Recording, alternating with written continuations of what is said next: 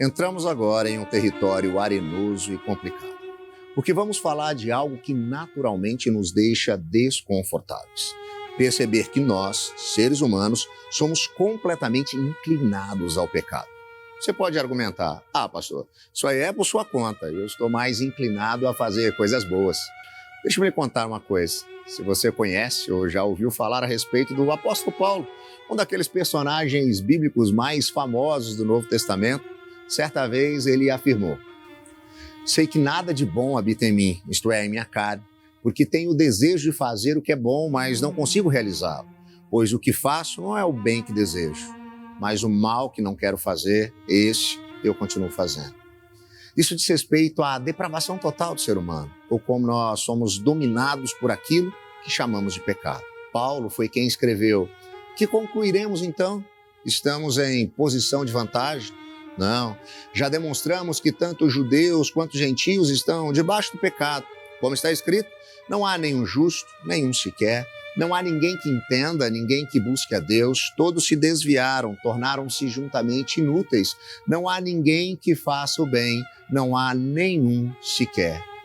O que está acontecendo nesse texto? Sobre o que o apóstolo Paulo está falando? Ele, na verdade, apresenta um questionamento em relação aos judeus.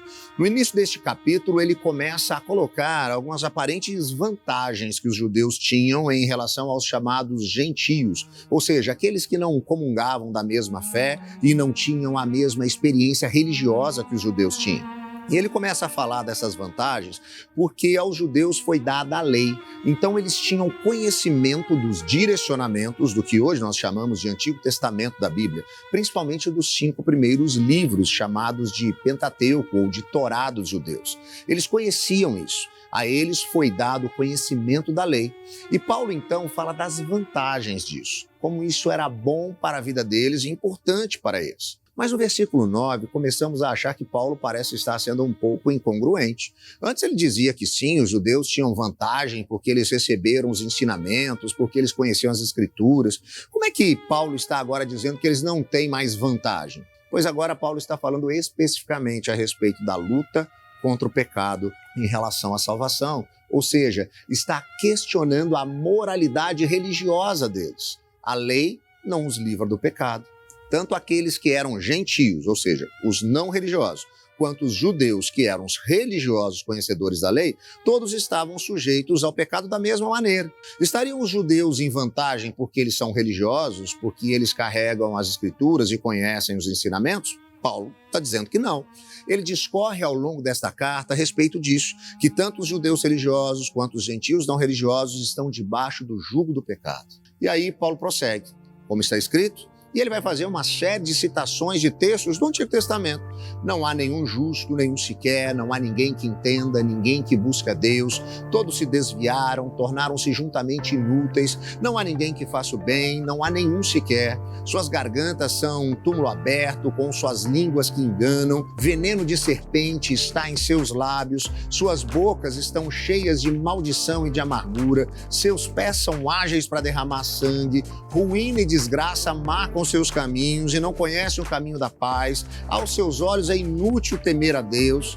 Sabemos que tudo que a lei diz, o diz àqueles que estão debaixo dela, para que toda boca se cale e todo mundo esteja sob o juízo de Deus. Portanto, ninguém será declarado justo diante dele, baseando-se na obediência à lei, pois é mediante a lei que nos tornamos plenamente conscientes do pecado. Olhando para os ensinamentos do apóstolo Paulo, especificamente a partir deste capítulo 3 da Carta aos Romanos, eu queria trazer alguns princípios para você refletir. O primeiro deles é que essa depravação total do ser humano evidencia nossa rebelião contra Deus. Paulo está dizendo que não há nenhum justo sequer, não há ninguém que entenda, não há ninguém que busque a Deus. Não é da nossa natureza, não é normal para nós caminharmos na direção de Deus. A normalidade para nós é caminharmos na direção dos desejos do nosso coração, da nossa autonomia, fazer as coisas à nossa maneira. É normal para nós caminharmos ao encontro daquilo que nós chamamos de pecado. É importante que isso fique bem estabelecido, porque muitas vezes nós criamos na nossa cabeça a ideia de que existem 2 tipos de pessoas. as boas, aquelas que prestam, como nós, que vamos à igreja, temos um comportamento moral, ético, que fazemos as coisas corretas, e aquelas que estão do lado de fora dos muros de nossas comunidades cristãs, e essas não prestam. Não é assim que pensamos? Isso não é Bíblia. A Bíblia não dá nenhum embasamento para se pensar assim. A Bíblia nos faz entender que só existe um tipo de pessoa, aquelas que não prestam, e eu e você estamos no pacote. Dói ouvir esse tipo de coisa, não é mesmo? Mas essa é a realidade. Não há justo, não há quem busque a Deus. Nós estamos em constante rebelião contra Deus. Eu gosto sempre de alertar, porque às vezes nós usamos a etimologia da palavra pecado, então interpretamos o pecado da seguinte maneira: pecado é raual. Eu particularmente não gosto dessa interpretação. Sabe por quê? Porque se eu penso que pecado é errar o alvo, é só eu praticar bastante que uma hora eu acerto. Na verdade, pecado tem a ver com cometer crimes contra Deus, com fazer as coisas do meu jeito e não do jeito de Deus. Pecado tem a ver com autonomia, e é isso que nós fazemos o tempo inteiro. Eu e você, e o apóstolo Paulo também. Constantemente o nosso coração está nos direcionando para aquilo que nós entendemos que é melhor para nós, mas não necessariamente aquilo que é de fato melhor, porque a Bíblia nos ensina que o melhor é a vontade de Deus, porque ela é boa, perfeita e agradável, mas nós estamos fazendo do nosso jeito. Você pode até dizer que procura seguir os princípios bíblicos, que lê a Bíblia e segue as orientações. Jesus, quando questionado a respeito dos mandamentos, estabelece o primeiro e maior mandamento: amar a Deus acima de todas as coisas. Eu vou contar um segredo para vocês. Eu não consigo fazer isso. Constantemente eu me percebo colocando um monte de coisas na frente de Deus. Às vezes a minha família, às vezes minha profissão, às vezes algum sonho pessoal, às vezes o meu ministério. Constantemente nós colocamos coisas no lugar de Deus. Então, nesse quesito, eu já fui reprovado. E vamos para a segunda parte. Qual é o segundo mandamento que ele estabelece? Amar o próximo como a si mesmo. Agora me convença de que você ama, mesmo aquele que você não conhece ou quem fez algum mal contra você, da mesma maneira que você ama a você mesmo. Desculpa, mas a realidade é uma só. Nós não conseguimos seguir os princípios e os preceitos de Deus. Nós viramos as costas para Deus, fazemos as coisas do nosso jeito, não do jeito de Deus. Até aquilo que nós fazemos de bom, muitas vezes nada mais é do que uma extensão do nosso próprio egoísmo. Estava um dia desses, assistindo a um desses programas de televisão, no sábado à tarde, e contava-se a história de uma jovem adolescente que fazia um bonito trabalho com crianças em uma comunidade carente. E em determinado momento, a repórter perguntou para ela: mas por que você faz isso? Por que você gasta o seu tempo assim? Poderia estar fazendo tantas outras coisas, por que se dedicar a essas crianças? E ela respondeu com muita sinceridade: porque quando eu faço isso, me sinto bem comigo mesmo. No momento em que ela deixar de se sentir bem, vai deixar de fazer, porque nós somos assim. Até a nossa bondade acaba se tornando uma extensão do nosso egoísmo. O profeta Isaías é contundente quando ele fala a respeito disso. No versículo 6 do capítulo 64, Isaías afirma que, de fato, nós somos injustos, impuros, e ele diz algo que para mim é muito forte: que as nossas obras de justiça, as nossas boas ações, as coisas boas que fazemos diante de Deus são trapo de imundícia. Deixa eu tentar contextualizar a fala do profeta Isaías. Você sabe o que significa trapo de imundícia? Era o pano que a mulher usava para conter a sua menstruação. Em outras palavras, Isaías está dizendo que ele não está falando dos nossos pecados, mas sim do que fazemos de bom, ou tentamos fazer de bom, ou achamos que é bom. É como se pegássemos um monte de absorventes usados, muito sujos, colocássemos tudo isso em cima de uma bandeja e disséssemos para Deus: olha, Deus, isso é o melhor que eu tenho para te oferecer. Isso é o melhor que eu tenho para te dar. Absorvente usado é tudo que temos para dar para Deus. Porque nós estamos completamente contaminados pelo pecado, pela opção que fizemos pelo pecado. Eu sei. Às vezes alguns questionamentos surgem porque nós falamos que esse pecado é algo que nós herdamos dos nossos primeiros pais, Adão e Eva, que cometeram esse crime contra Deus e nós já nascemos com isso impregnado em nós. Alguns dizem assim: então eu não tenho nada a ver com isso. Um dia desses eu estava vendo um daqueles vídeos que a gente recebe pelo WhatsApp e tinha uma mulher muito brava, porque estava fazendo muito calor e ela estava tendo que passar roupa e reclamando. Tá vendo? É tudo culpa da Eva, porque se ela não tivesse pecado, a gente estava até hoje andando pelado por aí, não precisava ficar aqui passando roupa. Mas ainda que isso seja uma realidade, nós carregamos o pecado por causa da hereditariedade, por causa do erro de nossos primeiros pais. mas nós também optamos o tempo inteiro pelo pecado. Porque ainda tenhamos esse discurso bonito de que Deus é aquele que guia o barco da nossa vida, no fundo, nós oramos e dizemos para Deus assim: Deus, se o Senhor não atrapalhar, está de bom tamanho, porque eu sei o que é melhor. É só seguir os planos que eu estabeleci que vai ser um sucesso. Porque quando oramos bonito, até mudamos a tonalidade da voz, começamos a usar palavras que normalmente não usamos, porque temos a convicção que vamos convencer Deus a fazer as coisas do nosso jeito. E isso é autonomia. É fazer as coisas do nosso jeito, não do jeito de Deus. Isso é pecado da mesma maneira. Então nós estamos completamente impregnados por Ele e optamos por Ele constantemente. Mas a depravação total também nos mostra essa rebelião que nós temos contra Deus. Mas quando nós nos voltamos contra Deus, contra o Criador, sabe o que acontece? Isso traz consequências para nós mesmos, criaturas.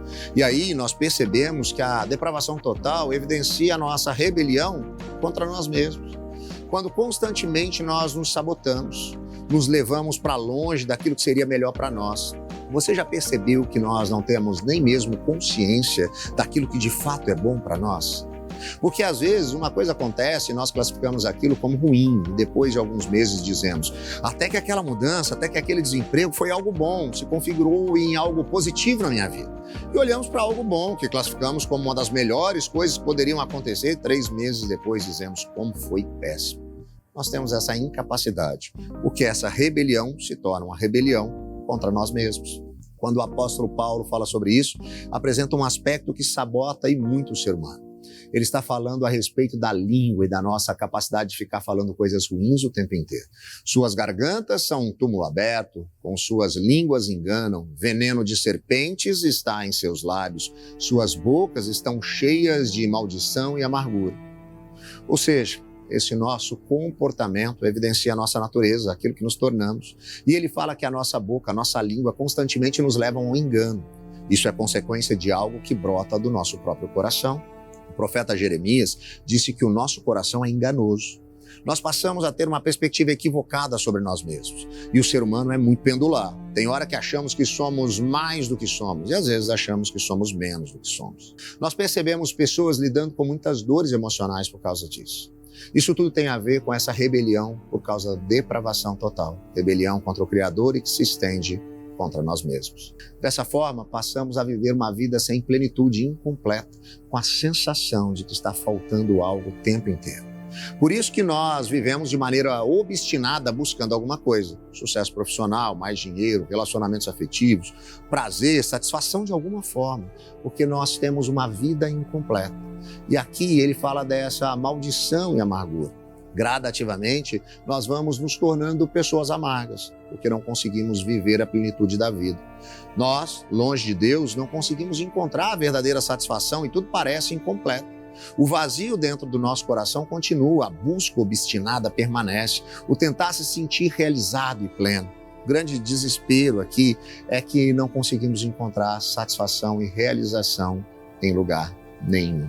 E Paulo continua nos fazendo perceber que essa depravação total evidencia também uma rebelião contra os outros seres humanos. Deus cria e estabelece uma harmonia entre a humanidade, desde o Éden, mas no momento em que o pecado entra na história, o pacto estabelecido por Deus para conosco é quebrado por nós seres humanos e sabe o que acontece? A harmonia entre nós também é quebrada. Olha o que Paulo continua dizendo.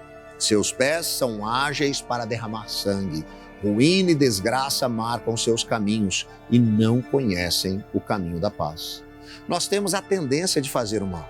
Se você está lendo o relato da criação em Gênesis, depois que vemos a história do pecado se tornando realidade, o que acontece na sequência? Um irmão se voltando contra o outro, assassinando o outro. E nós passamos a ter um foco totalmente em nós mesmos, a viver a chamada teologia do próprio umbigo, pensando apenas em nós mesmos, uma visão totalmente individualista. Nessa direção, o filósofo e escritor alemão Johann Caspar Schmidt, que ficou conhecido pelo pseudônimo de Max Stirner, em seu livro O Único e Sua Propriedade, escrito em meados do século XIX, popularizou a ideia do individualismo ao falar da importância de nos percebermos egoístas. Segundo Stirner, a realização pessoal de cada indivíduo se encontra no desejo de cada um em satisfazer o seu egoísmo, seja por instinto, ou conscientemente para agir em benefício de seus próprios interesses. O modo como nos comportamos enquanto indivíduos, os impulsos egoístas que nos possam mover, isso diz apenas respeito à nossa vida privada. Para Stinner, as nossas decisões pessoais não podem ser julgadas e questionadas, muito menos direcionadas por outros, mas devem simplesmente servir a nós mesmos. O ser humano se tornou totalmente egoísta. Ele está focado em si mesmo, no seu individualismo. Max Stirner não era um isolacionista, ele não dizia, então vamos viver sozinhos para encontrarmos satisfação em nós mesmos. O que ele defendia era, o outro é figura importantíssima na nossa vida, porque ele pode ser o objeto do nosso desejo, ou o caminho para o objeto da nossa satisfação. Então, o próximo precisa ficar ali no cantinho para ser usado por nós, para nos trazer satisfação. Isso é muito sério. Uma das coisas que eu mais ouço como pastor, às vezes aconselhando pessoas que vão tomar decisões em suas vidas que trarão implicações complicadas para todos que estão ao seu redor mas pastor, eu tenho o direito de ser feliz. O que você vai fazer vai arrebentar com a vida de todo mundo, mas você tem o direito de ser feliz, porque o foco é em si mesmo. Essa visão é individualista e egoísta. E não pense que isso é exclusividade de nós que já somos adultos experientes. Não. Como isso está impregnado em nós desde que nascemos, é também uma realidade nas nossas crianças. Eu costumo dizer que no top 5 das primeiras palavras que uma criança aprende a dizer, meu e não sempre estão presentes. Às vezes, até antes de papai e mamãe. A criança já está explicitando o seu egoísmo. Isso sem falar a nossa total falta de respeito pelo ser humano como ser humano, pelos valores humanos como um todo, porque nós vivemos na era do relativismo. Quando me convém, eu prezo os valores dos outros. Se não é favorável a mim, eu sou contrário aos valores dos outros. Isso faz parte da nossa natureza e isso nos revela a nossa depravação total. O texto de Paulo vai apertando o cerco, esse discurso é mesmo intenso. Quando chega aos versículos 19 e 20, ele fala a respeito da consequência disso tudo. Ele começa a dizer que essa depravação total evidencia o juízo de Deus. Sabemos que tudo que a lei diz, o diz àqueles que estão debaixo dela, para que toda boca se cale e todo mundo esteja sob o juízo de Deus. Essas são as consequências por causa desta depravação, por causa do pecado. A Bíblia nos relata o pacto estabelecido por Deus na criação. Deus diz para a humanidade, ali representada por Adão e por sua esposa Eva, nós vamos viver um relacionamento de intimidade harmonioso, eu e vocês, e devia ser maravilhoso. Imagina, fim de tarde, Deus chegava para tomar um cafezinho com Adão, batia papo, devia ficar falando de religião, política, futebol, não sei se tinha time de futebol naquela época, provavelmente não. Talvez um time dos bichos, leões contra tigres, elefantes contra hipopótamos, mas eles ficavam lá, conversando. E sabe o que aconteceu? Deus disse para Adão que ele tinha duas possibilidades. Seguir vivendo esse relacionamento harmonioso ou fazer a opção de seguir o próprio caminho, de se tornar o seu próprio Deus. Isso era simbolizado no Éden a partir de uma árvore, conhecida como a árvore do conhecimento do bem e do mal. Às vezes eu fico me questionando, Adão conhecia a Deus, então ele já conhecia o bem. Se ele comesse do tal fruto, o que ele poderia conhecer? Apenas o mal. Deus afirmou que existia essa possibilidade. Você pode questionar, mas por que Deus deu essa possibilidade? Porque Deus criou tudo de maneira perfeita naquele momento histórico, a humanidade podia fazer a opção por seguir com Deus ou não. Adão tinha essa possibilidade. Sabe qual a opção que ele fez? A opção pela autonomia, por fazer as coisas do seu jeito, por cometer um crime contra Deus, por comer do fruto da árvore. O pecado em Gênesis 3 entra na história da humanidade. E aí o caos se estabelece. Porque as consequências se estabelecem. Você pode questionar, e muitos questionam, quando o sofrimento, a dor e a morte entram na história através do pecado. Por que Deus faz isso? A exemplo do filósofo escocês David Hume, que ponderou, ou Deus não é tão bom assim como dizem, pois se fosse não deixaria as coisas ruins acontecerem, ou então ele não é tão poderoso, até gostaria de resolver o problema do sofrimento, mas não consegue. A grande questão é que estamos tentando responder ao problema do sofrimento, do caos, da morte, a partir da perspectiva do caráter de Deus. E não vamos chegar a lugar nenhum tentando fazer isso. Só é possível respondermos ao problema do sofrimento quando nós olhamos pela perspectiva do pecado. Sabe por quê? Existem atributos imutáveis, aspectos que não mudam a respeito de Deus. Deus é reto, 100% correto. E ele estava em harmonia, ligado, como se houvesse um cordão umbilical entre ele e a humanidade, entre Criador e criatura. O ser humano, quando fez a opção e comeu da árvore do conhecimento do bem e do mal, conheceu o mal. Como Deus é completamente reto e o ser humano agora tem maldade, Deus e o ser humano não podem mais continuar totalmente ligados. Então esse cordão umbilical é rompido. A retidão de Deus faz com que haja essa separação, essa desconexão entre Criador e a criatura. A humanidade que for estabelecida como coroa da criação. E mais, porque Deus é justo, como costumava dizer a minha avó, combinado não sai caro. Aquilo que foi estabelecido precisa ser de fato realizado. Deus tinha dito que se o ser humano fizesse a opção pela autonomia, ele sofreria a consequência da morte dessa total separação entre ele e Deus. E você pode estar pensando, mas como isso funciona? Eu lembro de uma situação em que meu filho Gael, meu filho mais velho, era pequenininho, tinha uns 3 ou 4 anos, ele estava de férias em casa e fez alguma coisa que não deveria fazer, então eu confrontei. Se você fizer isso de novo, você vai ficar de castigo. Você vai ficar uma semana sem ver desenho na televisão. Passou um tempo, claro, que ele fez aquilo de novo. Então eu coloquei de castigo e disse para ele, você vai ficar uma semana sem ver desenho. Ele estava de férias em casa, mexeu com tudo que tinha para mexer, brincou com tudo que tinha para brincar. Aí no final da tarde, primeiro dia, ele estava ali sentadinho no sofá, tristinho, cabisbaixo, com carinha de cachorro caiu da mudança, não tinha nada que queria fazer, afinal de contas gostava de um desenho. Aí eu, pai de primeira viagem, observando ele ali todo jururu, olhei para ele e disse, tá bom, vai, pode assistir desenho. Quando eu saí da sala e cheguei na cozinha, minha esposa me parou e disse, o que você está fazendo? Você não está sendo justo. Por que não? Eu questionei para ela. E ela continuou dizendo, porque você combinou algo e não cumpriu, você não está sendo justo. Naquele dia eu aprendi a dar castigo para os meus filhos. Eu geralmente digo assim, se você fizer isso de novo, você vai ficar de castigo por tempo indeterminado. E depois eu penso quanto tempo vai ser. Pode ser 2 horas, 2 minutos ou 2 dias. Mas, voltando ao que importa, o questionamento da minha esposa naquele dia também me fez pensar que, de fato, eu estava sendo injusto. Eu não tinha cumprido o que eu tinha combinado. Se Deus simplesmente dissesse, deixa para lá, estaria sendo injusto. E quando falamos a respeito do caráter de Deus, os atributos de Deus, não podemos esquecer que Deus é completamente justo. Então, porque Deus é reto, há separação. Porque Deus é justo, há condenação. A realidade por causa do pecado, ou seja, o juízo sobre nós. E o que mais nos desespera é a incapacidade que nós temos de resolver isso.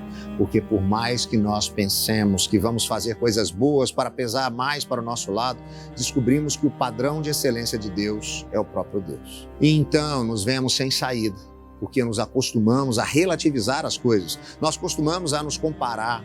Um bom exemplo disso acontecia quando tirávamos uma nota baixa na escola e tínhamos que apresentar o boletim aos nossos pais. Tínhamos 2 possibilidades. A primeira era, pai, mãe, tirei 2 na prova de matemática, mas a classe inteira foi mal.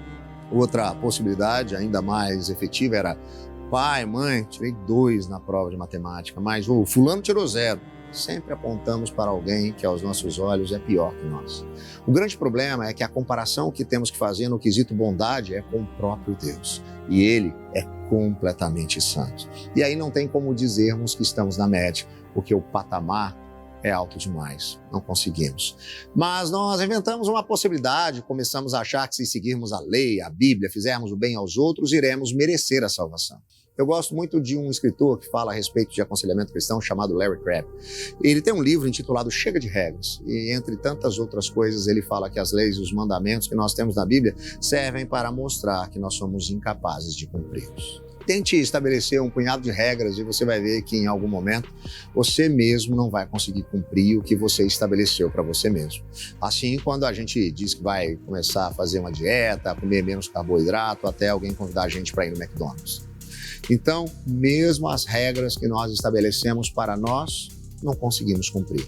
Isso evidencia a nossa incapacidade e nos mostra o quanto nós dependemos de Deus. Eu sei que falando desse assunto, quando chegamos aqui é desesperador, porque percebemos que estamos completamente perdidos. E o questionamento que temos é sobre o que pode ser feito por mim ou por você, mas a resposta é nada. Mas há uma boa notícia.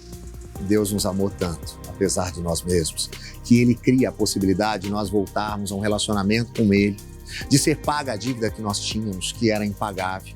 e que tem uma diferença muito grande dentro da perspectiva reformada a respeito de como isso se dá. Dentro da concepção teológica não reformada, a ideia funciona mais ou menos assim: bom, pecado então é ruim, é como se estivéssemos afundando nele, nos afogando nesse lamaçal de pecado, e essa perspectiva diz: estávamos afogando, tentando respirar, esticando o braço para fora, então Jesus aparece, joga uma corda, nós nos esforçamos, seguramos e ele vai puxando, vamos tentando nos agarrar àquela corda até o momento que ele nos salva. A perspectiva da teologia reformada é diferente. Ela diz que nós estávamos completamente submersos no pecado. Já tínhamos nos afogado, morrido, estávamos mortos em nossos delitos. Mas Jesus entrou na água, nos resgatou e nos trouxe nova vida, assim como ele fez com Lázaro. Jesus vem em nossa direção, nos traz de novo a vida. É isso que nós lemos na carta aos Efésios, no capítulo 2, a partir do versículo 1, que diz: vocês estavam mortos em suas transgressões e pecados, nos quais costumavam viver quando seguiam a presente ordem deste mundo e o príncipe do poder do ar, o espírito que agora está atuando nos que vivem na desobediência. Anteriormente, todos nós também vivíamos entre eles, satisfazendo as vontades da nossa carne, seguindo os desejos e pensamentos. Como os outros, éramos, por natureza, merecedores da ira. Todavia, Deus, que é rico em misericórdia, pelo grande amor com que nos amou, deu-nos vida juntamente com Cristo, quando ainda estávamos mortos em transgressões. Pela graça, vocês são salvos. Deus nos ressuscitou com Cristo e com Ele nos fez assentar nos lugares celestiais em Cristo Jesus para mostrar nas eras que hão de vir a incomparável riqueza da sua graça demonstrada em sua bondade para conosco em Cristo Jesus.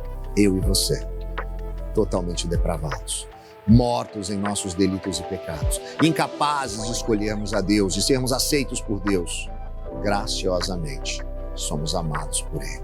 Jesus é aquele que nos tira do lamaçal do pecado, onde estávamos mortos, de onde não poderíamos sair. Ele nos traz de volta para si, faz o milagre da ressurreição na nossa vida e é capaz de fazer novas todas as coisas. Ele é capaz de mudar o rumo da nossa história. Ainda que o pecado seja uma realidade, que nossa depravação seja total, podemos ter esperança que um dia estaremos na eternidade, na presença do nosso Criador, junto do nosso Resgatador, o lugar de onde nós nunca deveríamos ter saído, onde não haverá mais dor, nem tristeza, nem lágrima, nem morte. Nós estaremos lá pelo sacrifício de Jesus e somente pelo sacrifício de Jesus, apesar da nossa incapacidade. Essa é a perspectiva reformada da depravação total. Nós não conseguimos, mas Jesus fez por nós.